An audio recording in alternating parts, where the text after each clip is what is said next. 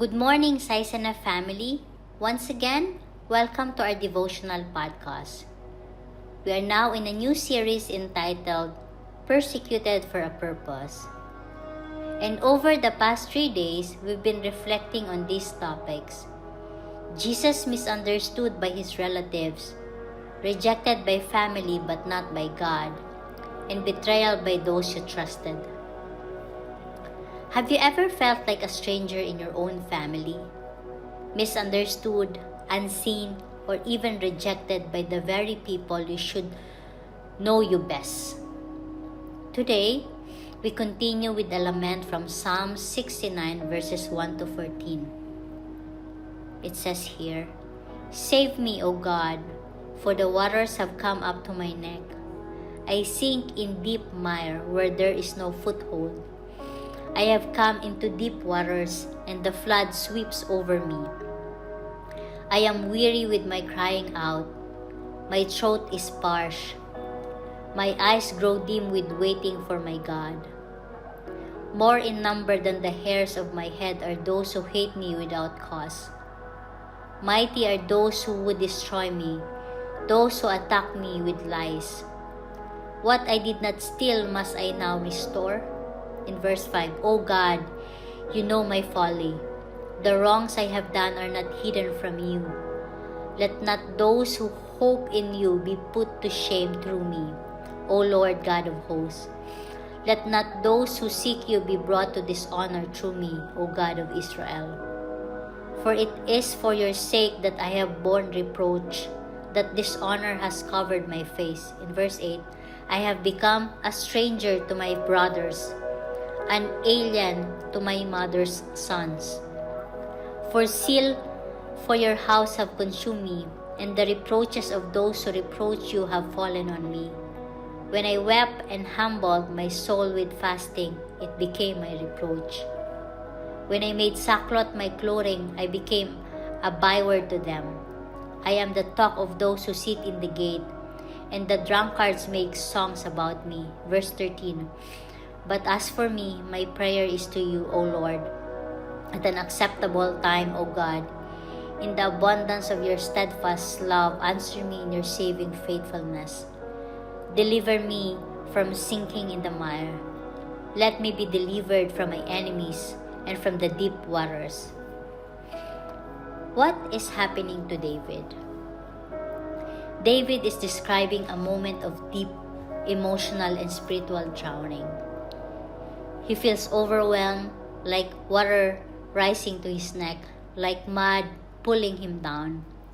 He is exhausted from crying and waiting on God. His enemies are many and their hatred feels unjust. But notice something. David is not just suffering from enemies outside. He is suffering from rejection inside his own home. In verse 8, "I have become a stranger to my brothers, an alien to my mother's sons." This is not just a poetic language from David. This is a personal pain. How did his brothers treat him? If we look back at David's life, we see that his family often failed to recognize him. When Samuel came to anoint a king, David was left out in the fields unnoticed. Later, when David visited his brothers on the battlefield, they didn't welcome him. They questioned him, accused him, and dismissed him. David knew what it meant to be overlooked. He knew what it meant to be misunderstood. He knew what it meant to feel like an outsider in his own family. And here in Psalm 69, that pain rises to the surface. And maybe some of us are walking through this right now. You love your family, but they don't understand you. You try to do what's right, but they question your motives. You carry faith, conviction, or calling, but instead of support, you receive distance or even criticism. And like David, you may feel like you don't belong where you should feel most at home. But here is the truth that we must hold on to. David's identity was not determined by his family's recognition. It was rooted in God's calling. Even when his brothers overlooked him, God had already chosen him. Even when his family misunderstood him, God fully knew him. And the same is true for you and me. And notice what David does next. He doesn't shut down. He doesn't become bitter. He doesn't isolate himself from God. He prays in verse 13, "But as for me, my prayer is to you, O Lord, at an acceptable time, O God. In the abundance of your steadfast love, answer me in your saving faithfulness." That but is life-changing. Despite rejection, despite pain, despite loneliness, David turns to God. And in verse 14, he asks for deliverance.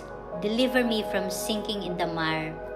Let me be delivered from my enemies and from the deep waters." David teaches us something profound. When people fail us, let's not stop reaching for God.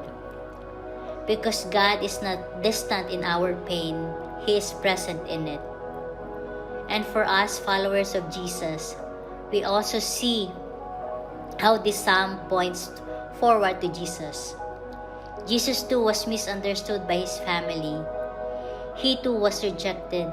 He too carried reproach for the sake of God, and yet he remained anchored in the Father's love.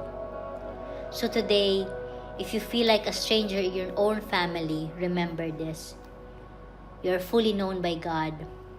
You are fully loved by God. You are never out of place in His presence. Let our pain become a prayer, not a prison. Let's pray. Dear Heavenly Father, you see every heart that feels rejected, misunderstood, or alone, even within our own family. Thank you that nothing about us is hidden from you. Just like David, we cry out to you today. Save us, lift us, and steady us when we feel like we are sinking. Remind us that our identity is not defined by human acceptance, but by your unfailing love. Draw us close to you and give us peace in your presence. In Jesus' name, amen. Brothers and sisters, remember this today. Even when you feel like a stranger in your own family, you are deeply known and fully accepted by God. Have a blessed day.